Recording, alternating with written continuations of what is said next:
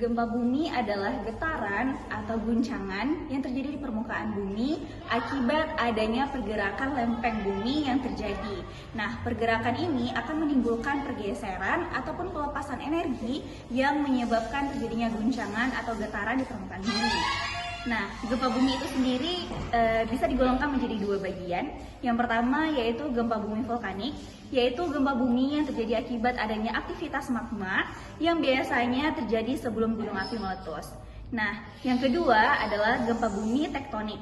Nah, gempa bumi ini disebabkan karena adanya aktivitas tektonik, yaitu pergeseran lempeng-lempeng tektonik secara mendadak yang mempunyai kekuatan dari yang kecil hingga yang paling besar. Klasifikasi gempa bumi dibagi menjadi 7. Yang pertama, di bawah dari 1 skala Richter disebut dengan ultramikro. Yang kedua yaitu 1 sampai 3 skala Richter disebut dengan gempa bumi mikro. Yang ketiga yaitu 3 sampai 4 skala Richter disebut gempa bumi kecil. Yang keempat yaitu 4 sampai 5 skala Richter disebut dengan gempa bumi sedang. Selanjutnya ada 5 sampai 6 skala Richter disebut dengan gempa bumi yang bisa dapat merusak. Lalu yang selanjutnya yaitu 7 sampai 8 skala Richter disebut dengan gempa bumi besar dan bisa menyebabkan berpotensi tsunami. Lalu yang terakhir yaitu lebih dari 8 skala Richter yaitu disebut dengan gempa bumi sangat besar dan ini menimbulkan tsunami.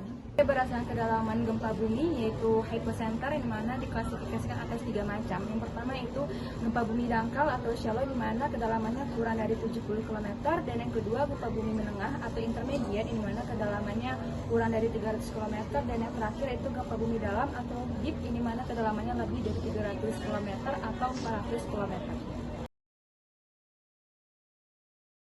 Selanjutnya, efek gempa berdasarkan skala Richter. Yang pertama, kurang dari 2 skala Richter, itu gempa kecil dan tidak terasa. Kemudian 2 sampai 2,9 skala Richter, itu terekam alat dan tidak terasa. Selanjutnya 3 sampai 3,9, itu seringkali terasa tetapi jarang ada kerusakan. Selanjutnya 4 sampai 4,9 skala Richter, itu dapat diketahui getarannya, kerusakan tidak signifikan. Selanjutnya 5 sampai 5,9 skala Richter menyebabkan kerusakan pada area kecil. Selanjutnya 6 sampai 6,9 skala Richter itu dapat merusak area hingga jarak sekitar 160 km. Selanjutnya 7 sampai 7,9 skala Richter itu menyebabkan kerusakan pada area yang luas. Skala MMI dan dampak kerusakan. Nah, yang pertama, skala MMI pertama tidak dirasakan oleh kebanyakan orang, hanya beberapa orang yang dapat merasakan dalam situasi tertentu. Skala MMI 2 dapat dirasakan oleh beberapa orang yang sedang diam atau istirahat, dapat memindahkan dan menjatuhkan benda-benda. Skala MMI 3 dirasakan oleh sedikit orang, terutama yang berada di dalam rumah, seperti getaran yang berasal dari kendaraan berat yang melintas di dekat rumah. Skala MMI 4 dirasakan oleh banyak orang. Beberapa orang terbangun di saat tidur, piring dan jendela bergetar, dapat terdengar suara-suara yang berasal dari pecahan-pecahan barang pecah belah. Skala MMI 5 dirasakan oleh setiap orang yang saling berdekatan. Banyak orang yang terbangun di saat tidur, terjadi retakan pada dinding tembok, barang-barang terbalik dan pohon-pohon mengalami kerusakan. Skala MMI 6 dirasakan oleh setiap orang, terjadi runtuhan tembok dan terjadi kerusakan pada menara atau tubuh.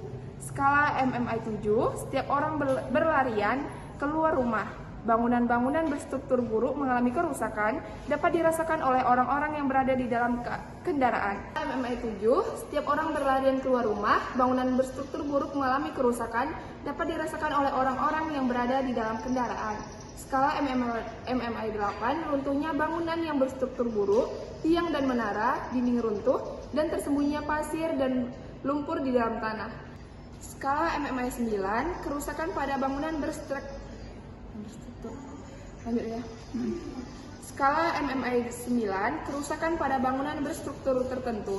Sebagian rumah, gedung-gedung bergeser dari fondasinya, telah mengalami retakan dan pipa-pipa mengalami pecah.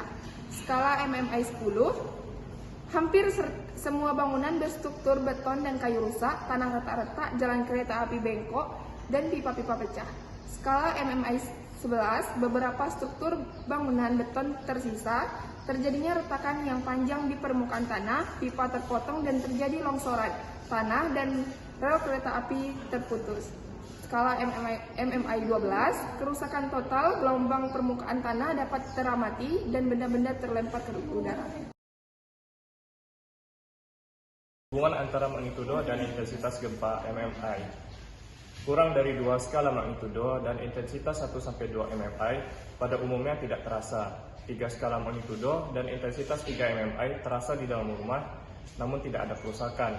4 skala magnitudo dan intensitas 4-5 MMI terasa oleh banyak orang, barang-barang bergerak, namun tidak ada kerusakan struktural.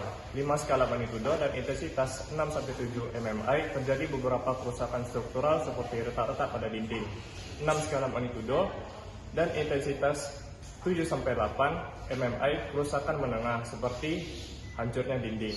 7 skala magnitudo dan intensitas 9-10 MMI kerusakan besar seperti runtuhnya bangunan. Lebih dari 8 skala magnitudo dan intensitas 11-12 MMI rusak total atau hampir hancur total. Kerusakan yang ditimbulkan akibat gempa ini tergantung pada lama getaran, kedalaman pusat gempa, keadaan tanah, jarak epicenter dan jarak gempa, kekuatan dan juga kesatuan bangunan. Upaya mitigasi bencana gempa bumi sebelum terjadi gempa bumi. Kunci utama itu ada 3. Yang pertama, kita mengenali apa yang disebut gempa bumi, memperhatikan daerah rawan gempa bumi, dan aturan seputar penggunaan lahan yang dikeluarkan oleh pemerintah. Yang poin kedua, pastikan bahwa struktur dan letak rumah kita dapat terhindar dari bahaya yang disebabkan oleh gempa bumi, lalu membangun konstruksi rumah yang tahan terhadap guncangan gempa bumi dengan kondisi yang kuat. Poin yang ketiga itu mengevaluasi dan merenovasi ulang struktur bangunan Anda agar terhindar dari bahaya gempa bumi. Selanjutnya kita harus mengenali lingkungan tempat kita bekerja. Terdiri dari 4 poin. Yang pertama, perhatikan letak pintu, lift, serta tangga darurat apabila terjadi gempa bumi. Yang kedua, belajar melakukan P3K.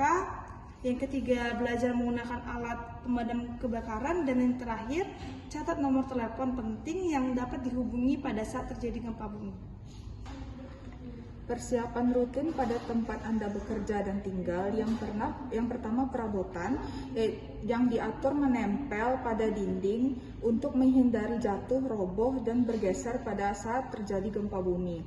Selanjutnya, simpan bahan yang mudah terbakar pada tempat yang tidak mudah pecah agar terhindar dari kebakaran.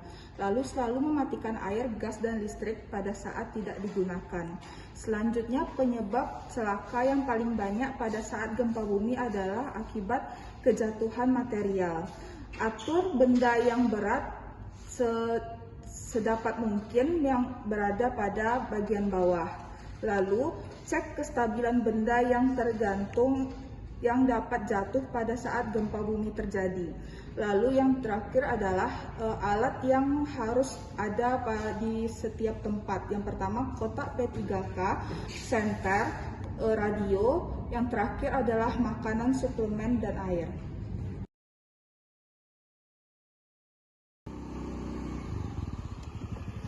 Jika saat berkendara motor, sebaiknya kita menepi dulu, jauhi tiang atau pohon, lalu kita turun dari motor dan lari ke lapangan terbuka. Jika berada di daerah pantai, sebaiknya kita jauhi pantai karena takut terkena tsunami. Lalu jika di daerah pegunungan, sebaiknya kita cari tempat yang terhindar dari tanah longsor. Saat terjadi gempa bumi, yang pertama, jika Anda berada di dalam bangunan selama guncangan terjadi, pertama-tama yang harus Anda lakukan adalah lindungi badan dan kepala Anda dari runtuhan bangunan dengan bersembunyi di bawah meja dan juga cari tempat yang paling aman dari reruntuhan dan goncangan. Lalu Anda bisa lari keluar apabila masih dapat dilakukan dan tetap lindungi kepala Anda. Yang kedua, jika berada di luar bangunan atau area yang terbuka, sebaiknya kita menghindari dari bangunan yang ada di sekitar Anda seperti gedung, tiang listrik, maupun pohon. Nah, kita perhatikan tempat Anda berpijak, hindari apabila terjadi rengkahan tanah atau bongkahan tanah yang muncul dari permukaan.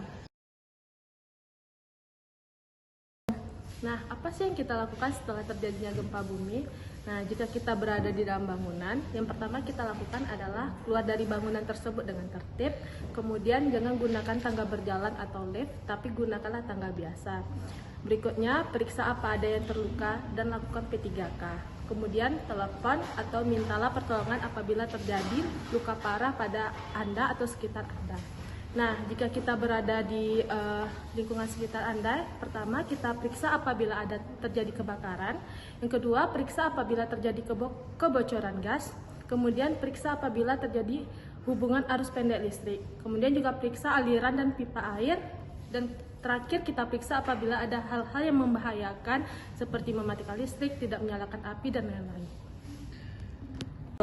Jangan memasuki bangunan yang sudah terkena gempa karena kemungkinan masih terdapat reruntuhan. Jangan berjalan di daerah sekitar gempa, kemungkinan terjadi bahaya susulan masih ada.